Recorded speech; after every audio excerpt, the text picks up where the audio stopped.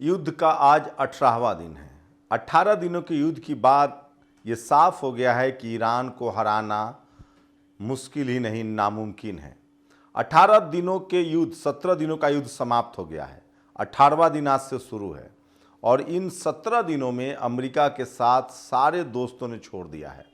Hormuz street जो है वो युद्ध का बड़ा केंद्र बन गया है। अमेरिका की कोशिश है कि होर्मुज स्ट्रीट पर कब्जा कर लिया जाए, लेकिन उसके नौसैनिक वहां जाएंगे तो मारे जाएंगे। अमेरिका के कई शिप्स को ईरान ने उड़ा दिया था। उसके बाद अमेरिका ने दुनिया के देशों से अपील की, यहाँ तक कि चीन और रूस से भी कहा, साउथ कोरिया से कहा, जापान से कहा, इंग्लैंड से कहा, फ्रांस से कहा कि आप सब लोग अपने अपने युद्धपोत और नौसैनिक भेजिए और ईरान को रोकना है। लेकिन धीरे धीरे सबने हाथ खड़े कर दिए। वही ईरान ने अपनी पॉलिसी बदली है। ईरान ने कहा है कि जो देश अमेरिका के खिलाफ है, इजराइल के खिलाफ है, उनके शिप्स को हम आने देंगे, जाने देंगे। इस कड़ी में भारत को तो ज़्यादा ही रियायत मिली है और भारत के 2 जहाज आ चुके हैं, 22 खड़े हैं जिसमें तेल और गैस भी है और उनको आने दिया जाएगा। तो ये सबसे बड़ी खबर है। लेकिन अमेरिका के लिए ईरान के मन में वो नफरत है जिसकी आप कल्पना नहीं कर सकते हैं। ईरान ने कहा है कि अगर बेंजामिन नेतन्याहू नहीं मारा गया है तो उसे हम ढूंढ कर मारेंगे। ईरान ने प्रॉमिस ट्रू 7वां बड़ा मिसाइली हमला का अभियान शुरू किया है और इस बार उसके निशाने पर दुबई के बंदरगाह हैं, दुबई का एयरपोर्ट है, संयुक्त अरब अमीरात के वो सैनिक अड्डे हैं जिन सैनिक अड्डों से खर्ग पर हमला किया गया था। अगर पॉलिटिकल और कूटनीतिक दृष्टि से के नाते बात करेंगे तो ईरान दुनिया में ताकतवर देश के साथ ही नहीं, एक न्यायप्रिय देश के साथ उभरा है। ईरान के विदेश मंत्री हो, ईरान के राष्ट्रपति पेजेस्कियन हो या ईरान के विदेश मंत्री अगराची हो, इन सब के बातों को काटने के लिए किसी के पास तर्क नहीं है। अमेरिकन मीडिया को वो इंटरव्यू दे रहे हैं और वो कह रहे हैं कि युद्ध ईरान ने शुरू नहीं किया, युद्ध अमेरिका ने शुरू किया और हम पर निर्दोष लोगों को मारा जा रहा है, स्कूल अस्पताल को निशाना बनाया जा रहा है। अगराची ने तो यहाँ तक कहा, एक अमेरिकन पत्रकार ने पूछा कि क्या जो ईरान में अमेरिकन बंदी बनाए गए हैं उनको आप छोड़ देंगे। अगराची ने कहा कि ये तभी संभव है जब जेलों पर अमेरिका बम न गिराए। तो अमेरिका और इजराइल ने सारे युद्ध नियमों को ताक पर रख दिया। इनको गुमान था कि 4 या 5 दिन में हम ईरान को हरा देंगे और ईरान के तेल पर कब्जा कर लेंगे। सोचिए, ठीक कहा था इटली के एक पत्रकार ने कि अमेरिका लोकतंत्र के बहाने दुनिया के देशों पर हमला करता है जहां जहां तेल का कुआं है या संसाधन है। हाल ही में आपने देखा अमेरिका ने वेनेजुएला के राष्ट्रपति को किडनैप कर लिया था, लेकिन अमेरिका में खुद ट्रंप का विरोध इतना बढ़ गया है कि आप कल्पना नहीं कर सकते हैं। ट्रंप को सबसे बेवकूफ़ राष्ट्रपति कहा जा रहा है। अमेरिका के एक सीनेटर ने कहा है कि दरअसल बेंजामिन नेतन्याहू को एक बेवकूफ़ अमेरिकी राष्ट्रपति का इंतजार था 40 सालों से, और ट्रंप के रूप में जैसे ही मिला उसने ईरान पर हमला कर दिया। अब ईरान पर हमले की वजह देखिए, खाड़ी देशों से अमेरिका का बोरिया बिस्तर बंध गया है। अब तो यूरोप तक अमेरिका की पहुंच खत्म हो रही है। ईरान की मिसाइल्स की जो पहुंच है, ईरान ने एक नए मिसाइल का प्रयोग किया है जिसकी क्षमता 3000 किलोमीटर है और जिसमें 3500 किलो विस्फोटक लेके वो उड़ सकता है। इसका मतलब है कि यूरोप के किसी भी देश में अमेरिका अपनी मिसाइल को मार सकता है। साथ ही नई खबर है कि अमेरिका को निपटाने के लिए ईरान ने 1000 ऐसे ड्रोन खरीदे हैं जो आत्मघाती ड्रोन है और जिसकी क्षमता 5000 किलोमीटर तक उड़ने की है। दरअसल हाल ही में खबर पता चली थी कि अमेरिका के कुछ बॉम्बर जो हैं वो इंग्लैंड से बम लोड करते हैं और वो ईरान पर हमला कर रहे हैं। इसके बाद ईरान ने तय किया कि हमें अमेरिका के इस बॉम्बर को भी रोकना है और साथ ही जहां से ये बम प्लांट हो रहे हैं उस अड्डे पर भी हमला करना है। अभी भी युद्ध के 17 दिन खत्म हो जाने के बाद ईरान ने युद्ध के तमाम नियमों को माना है। अभी भी ईरान उन इलाकों में लोगों को मना करते हैं, पहले घोषणा करते हैं कि जहां जहां अमेरिकी सैनिक या अमेरिकी अड्डा है वहां से जो रहने वाले लोग हैं खाड़ी देशों में वो उसको खाली कर दें, क्योंकि हम अमेरिकी सैनिकों पर और अमेरिकी अड्डों पर हमला करेंगे।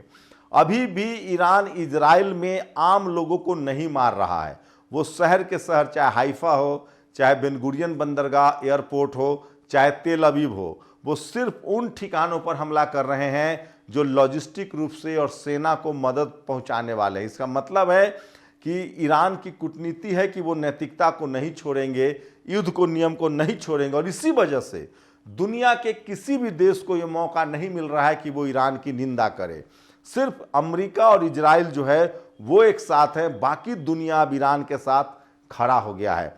ठीक उसी तरह से जैसे फिलिस्तीन को जब इजराइल बमबारी में, मलबे में तब्दील कर रहा था, तब भी दुनिया के 150 देश जो हैं वो फिलिस्तीन के साथ खड़े थे। लेकिन उस समय तक एक हवा था कि अमेरिका से कौन लड़ेगा, इजराइल से कौन लड़ेगा, इनके पास आधुनिक तकनीक है, इनके पास रडार है, इनके पास थाड है, इनके पास टॉम क्रूज मिसाइलें हैं, इनके पास वो तमाम पैट्रियोट मिसाइल है जिसका नाम दिया गया है, इनके पास रॉकेट लॉन्चर है। लेकिन सोचिए, ईरान के एक युद्ध ने सब कुछ धरा का धरा रह गया है। अमेरिका की साख को बट्टा लग गया है। अमेरिका आर्थिक मंदी में घुस जाएगा क्योंकि उसका तेल के कारोबार पर से वर्चस्व खत्म हो गया है। एक साथ 11 देशों से उसके सैनिकों को भागना पड़ रहा है। तेल का जो कारोबार था, जो डॉलर में होता था, वो खत्म हो चुका है। अब तेल के कारोबार पर ईरान, रूस और चीन का नियंत्रण होगा। और पहले ही रसिया ने कहा है और चीन ने कहा है कि हम ईरान के साथ हैं, और ईरान ने भी कह दिया कि अब तेल का पूरा कारोबार युआन में होगा, जो चीन की करेंसी है। इसका मतलब है कि अमेरिका का सबसे बड़ा जो पेट्रो डॉलर बिजनेस था, दुनिया में कहीं भी कोई चीज़ तेल का या पेट्रोकेमिकल्स का खरीद बिक्री होती थी तो उसका पेमेंट डॉलर में करना होता था और अमेरिका को कमीशन जाता था, तो वो कारोबार ठप हो गया है। दूसरा सबसे बड़ा नुकसान है इस 17 दिनों के युद्ध में अमेरिका का, कि उसके हथियारों पर से लोगों का भरोसा उठ गया है। अब शायद ही कोई देश हो जो अमेरिका के इस महंगे हथियार को खरीदे। अब दुनिया अगर हथियार खरीदना भी चाहेगी तो वो ईरान से खरीदेंगे, वो रूस से खरीदेंगे और चीन से खरीदेंगे। तो ईरान को बड़ा फायदा होता दिख रहा है। एक तो खाड़ी देशों पर अब ईरान का दबदबा रहेगा, तेल का कारोबार पर ईरान का दबदबा रहेगा, ईरान से सारे प्रतिबंध हटाने पड़ेंगे, ईरान पर जो नुकसान हुआ है उसकी भरपाई करनी पड़ेगी, और साथ ही ईरान मालामाल हो रहा है। उसने अपने तेल की क्षमता को दोगुना कर दिया है। उस तेल को रूस और चीन खरीद रहे हैं। वही रूस ने कहा है कि हम अपनी शर्तों पर यूरोप को तेल देंगे, क्योंकि यूरोप और अमेरिका के पास उतना तेल नहीं है जितना में उनका काम चल सके। इसका मतलब है कि युद्ध खत्म हो या ना हो, अब दुनिया में एक बड़ा पावर सेंटर उभरा है, और वो पावर सेंटर्स है ईरान, रूस और चीन। भारत भी अब इस पावर सेंटर्स का हिस्सा बन सकता है और उसकी बातचीत उसी दिशा में आगे बढ़ रही है। भारत ब्रिक्स देशों को भी लीड कर रहा है, जिसमें ब्राजील भी है, रूस भी है, चाइना भी है, साउथ अफ्रीका भी है और इंडिया है। ये बना ही था ब्रिक्स जो है अमेरिका को डैमेज करने के लिए, पेट्रो डॉलर को डैमेज करने के लिए, और अब वो समय आ गया है। भारत अभी ब्रिक्स को चेयर कर रहा है, और ब्रिक्स देश जिसमें ब्राजील है, रूस है, चाइना है और साउथ अफ्रीका है और इंडिया है, ब्रिक्स बना है। ब्राजील, रसिया, चाइना, इंडिया और साउथ अफ्रीका, इन देशों ने फैसला कर लिया है कि अब हम कारोबार जो है वो अपने अपने डॉलर में करेंगे। अगर भारत के लिहाज से बात करें तो रूस और ईरान हमेशा भारत के मुफीद दोस्त रहे हैं, और रूस ने और ईरान ने तो बाकायदा बुरे वक्त में साथ दिया है। अभी जब तेल की किल्लत है तो भी वो हमारे साथ खड़े हैं। ये अलग बात है कि यहाँ के कुछ भक्त जो हैं वो इस बात को नहीं समझ रहे, उनके दिमाग में जो मुस्लिम फोबिया बैठा है। लेकिन सच्चाई ये है कि ईरान ने जिस तरह से आर्थिक नीति बनाई, जिस तरह से युद्ध की रणनीति बनाई है, उसने उसको एक विश्व विजेता के तौर पे साबित किया है। ट्रंप की हालत का आप अंदाजा लगा सकते हैं कि वो अब पत्रकारों से बदसलूकी करने लगे हैं। ट्रंप से पूछा जा रहा है कि आपको किसने कहा था युद्ध में जाने के लिए? जो अमेरिकी सैनिक मर रहे हैं उसका कौन गारंटी लेगा? जो हमारे विमान गिर रहे हैं, फाइटर प्लेन गिर रहे हैं, उसकी कौन जिम्मेदारी लेगा? ट्रंप को कुछ नहीं समझ में आ रहा है और वो एक पागल की तरह रिएक्ट कर रहे हैं। वो, उनको पता है ट्रंप को कि हमने अमेरिका को युद्ध में फंसा दिया है।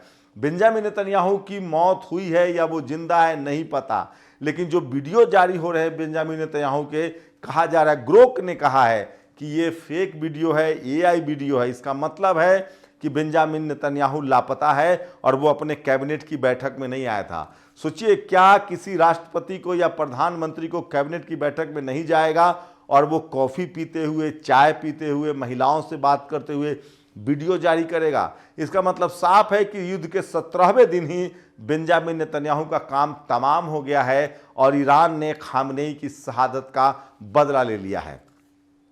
इस युद्ध से यह बात साबित हो गया है कि अब अमेरिका सुपर पावर नहीं रहा। इस युद्ध से यह साबित हो गया है कि अमेरिका के हथियार नाकाम हैं। इस युद्ध से अब साबित हो गया है कि खाड़ी देशों का और मुस्लिम देशों को एक सुपर पावर ताकत मिला है और वो है ईरान। ईरान ने पिछले 45 सालों में प्रतिबंध झेलते हुए तकनीक पर काम किया, मिसाइल्स पर काम किया और शिक्षा पर काम किया।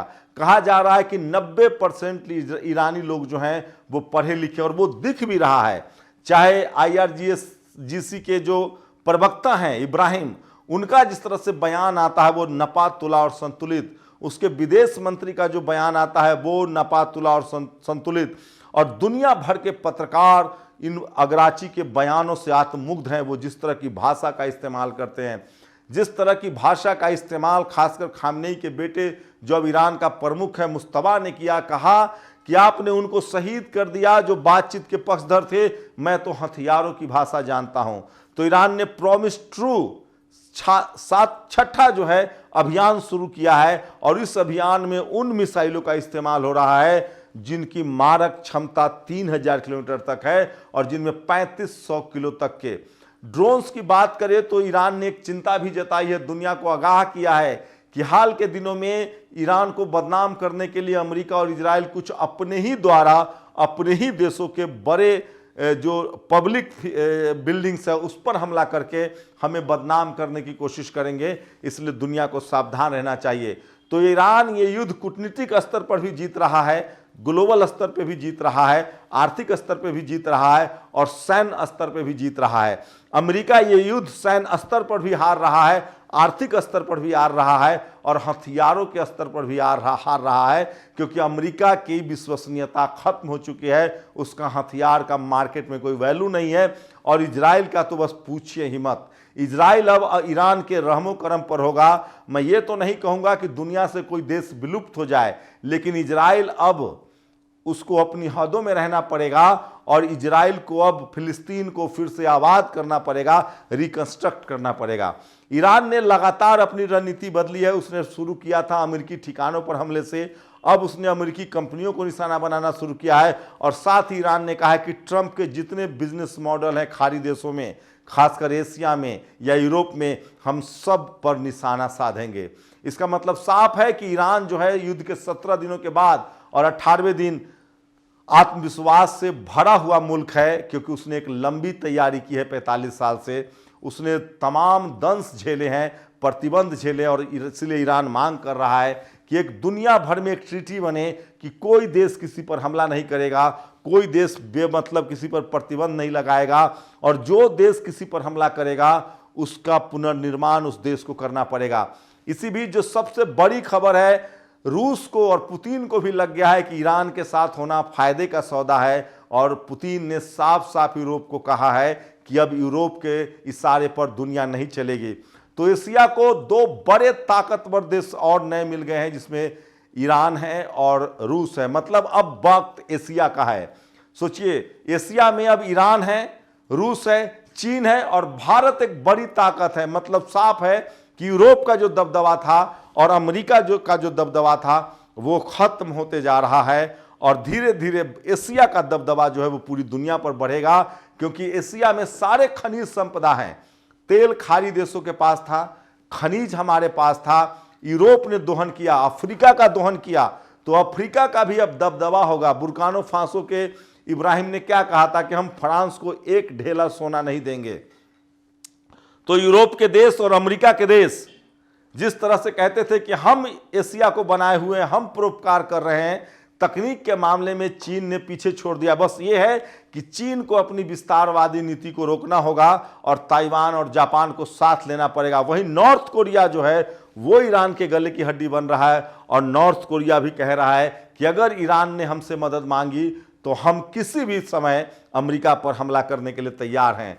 तो पूरी दुनिया में इजराइल और अमेरिका अलग थलग पड़ गया है और अमेरिका का सर्वनाश हो गया है। उसका जो रुतबा था, उसका जो डर था, वो खत्म हो गया है और पूरी दुनिया के देश, पूरी दुनिया के लोग अब मान रहे हैं कि अमेरिका एक कागजी शेर था जो ध्वस्त हो गया है। उसके हथियार महंगे सौदे हैं और उसकी हथियार की जो क्षमता है वो खत्म हो गई है। तो 17 दिनों के युद्ध के बाद ईरान ने साबित कर दिया है कि अमेरिका एक कागजी शेर है और अब एशिया दुनिया को लीड करेगा, नई राह दिखाएगा, क्योंकि तेल हमारा, सारे संसाधन हमारे, और राज अब तक अमेरिका और यूरोप कर रहे थे।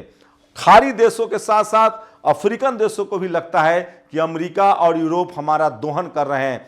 तो एशिया में एक नया संचार हुआ है और इस पूरे ताकत में जो रूस, ईरान, चीन और भारत का अगर ताकत हो, जिसको ब्रिक्स भी कहते हैं, ब्रिक्स देशों में सोचिए, भारत है, रसिया है, चीन है, ब्राजील है, इन देशों के पास एक नई आर्थिक ताकत आई है और डोनाल्ड ट्रंप ने दुनिया भर के सामने अमेरिका को बेनकाब कर दिया है। मैं फिर कह रहा हूं, इस दुनिया में मानवता की जरूरत है, हिंसा के लिए कोई जगह नहीं है। अगर आप एक बेहतर मुल्क, बेहतर दुनिया चाहते हैं तो ऐसे बेंजामिन नेतन्याहू और ट्रंप जैसे तानाशाहों का अंत होना चाहिए जो अपने फायदे के लिए दुनिया पर युद्ध थोपते हैं। अमेरिका के हाथ से तेल भी गया, उसकी आर्थिक शक्ति भी गई, उसकी सामरिक शक्ति भी गई और यूरोप अब फेल होता दिख रहा है। एशिया एक नए ताकत के रूप में उभर रहा है जिसमें रूस हो, चीन हो, ईरान हो और भारत की बड़ी भूमिका होगी। आप लोग अपनी राय जरूर दीजिए। शुक्रिया। नेशनल दस्तक की आपसे गुजारिश है कि अगर इसको बचाना चाहते हैं तो नेशनल दस्तक को सब्सक्राइब करने के लिए रेड कलर के सब्सक्राइब बटन को दबाएं, फिर बेल आइकन की घंटी दबाएं। नेशनल दस्तक को बचाने के लिए बहुत जरूरी है कि हर खबर को शेयर करें, लाइक करें, कमेंट जरूर करें।